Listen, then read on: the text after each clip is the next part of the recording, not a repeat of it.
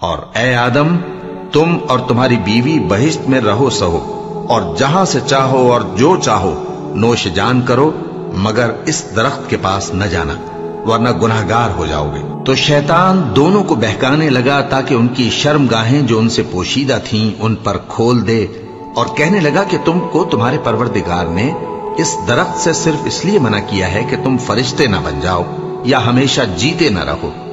اور ان سے قسم کھا کر کہا کہ میں تو تمہارا خیر خواہ ہوں۔ غرض مردود نے دھوکہ دے کر ان کو معصیت کی طرف کھینچ ہی لیا۔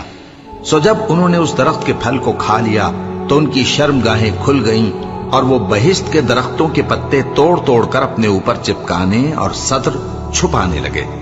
اور ان کے پروردگار نے ان کو پکارا کہ کیا میں نے تم کو اس درخت کے پاس جانے سے منع نہیں کیا تھا اور جتا نہیں دیا تھا کہ شیطان تمہارا کھلم کھلا دشمن ہے؟ دونوں عرض کرنے لگے کہ پروردگار، ہم نے اپنی جانوں پر ظلم کیا، اور اگر تو ہمیں نہیں بخشے گا اور ہم پر رحم نہیں کرے گا تو ہم تباہ ہو جائیں گے۔ فرمایا تم سب بہشت سے اتر جاؤ، اب سے تم ایک دوسرے کے دشمن ہو، اور تمہارے لیے ایک وقت خاص تک زمین میں ٹھکانا اور زندگی کا سامان کر دیا گیا ہے۔ فرمایا کہ اسی میں تمہارا جینا ہوگا اور اسی میں مرنا، اور اسی میں سے قیامت کو زندہ کر کے نکالے جاؤ گے۔ اے بنی آدم، ہم نے تم پر پوشاک اتاری کہ تمہاری شرم گاہوں کو چھپائے اور تمہارے بدن کو زینت دے، اور جو پرہیزگاری کا لباس ہے وہ سب سے اچھا ہے۔ یہ اللہ کی نشانیاں ہیں تاکہ لوگ نصیحت حاصل کریں۔ اے بنی آدم، دیکھنا کہیں شیطان تمہیں بہکا نہ دے، جس طرح تمہارے ماں باپ کو بہکا کر بہشت سے نکلوا دیا اور ان سے ان کے کپڑے اتروا دیے تاکہ ان کے ستر ان کو کھول کر دکھا دے۔ وہ اور اس کے بھائی بند تم کو ایسی جگہ سے دیکھتے رہتی ہیں جہاں سے تم ان کو نہیں دیکھ سکتے۔ ہم نے شیطانوں کو انہی لوگوں کا رفیق بنایا ہے جو ایمان نہیں رکھتے، اور یہ لوگ جب کوئی بے حیائی کا کام کرتے ہیں تو کہتے ہیں کہ ہم نے اپنے بزرگوں کو اسی طرح کرتے دیکھا ہے، اور اللہ نے بھی ہم کو یہی حکم دیا ہے۔ کہہ دو کہ اللہ بے حیائی کے کام کرنے کا تو حکم نہیں دیتا۔ کیا تم اللہ کی نسبت ایسی بات کہتے ہو جس کا تمہیں علم نہیں؟ کہہ دو کہ میرے پروردگار نے تو انصاف کرنے کا حکم دیا ہے، اور یہ کہ ہر نماز کے وقت سیدھا قبلے کی طرف رخ کیا کرو اور صرف اسی کی عبادت کرو اور اسی کو پکارو۔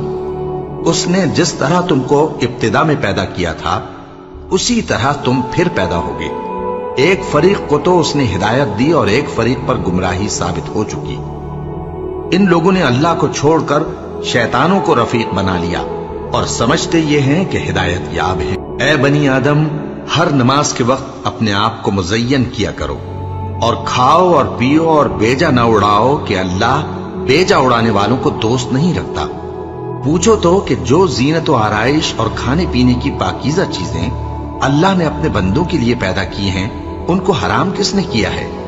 کہہ دو کہ یہ چیزیں دنیا کی زندگی میں بھی ایمان والوں کے لیے ہیں اور قیامت کے دن صرف انہی کا حصہ ہوں گی۔ اسی طرح اللہ اپنی آیتیں سمجھنے والوں کے لیے کھول کھول کر بیان فرماتا ہے۔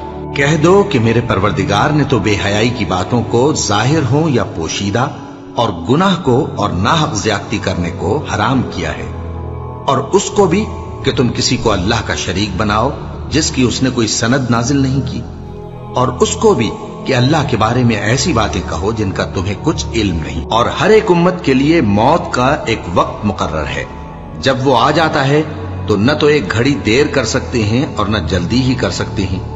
اے بنی آدم، ہم تم کو یہ نصیحت ہمیشہ کرتے رہے ہیں کہ جب ہمارے پیغمبر تمہارے پاس آیا کریں اور ہماری آیتیں تم کو سنایا کریں تو ان پر ایمان لایا کرو، کہ اب جو شخص ان پر ایمان لا کر اللہ سے ڈرتا رہے گا اور اپنی حالت درست رکھے گا تو ایسے لوگوں کو نہ کچھ خوف ہوگا اور نہ وہ غمناک ہوں گے۔ اور جنہوں نے ہماری آیتوں کو جھٹلایا اور ان سے سرتابی کی وہی دوزخی ہیں کہ ہمیشہ اس میں جلتے رہیں گے۔ بس اس سے زیادہ ظالم کون جو اللہ پر جھوٹ باندھے یا اس کی آیتوں کو جھٹلائے؟ ان کو ان کے نصیب کا لکھا ملتا ہی رہے گا، یہاں تک کہ جب ان کے پاس ہمارے بھیجے ہوئے فرشتے جان نکالنے آئیں گے تو کہیں گے کہ جن کو تم اللہ کے سوا پکارا کرتے تھے وہ اب کہاں ہیں؟ وہ کہیں گے کہ وہ ہم سے گم ہو گئے، اور اقرار کریں گے کہ بے شک وہ کافر تھے۔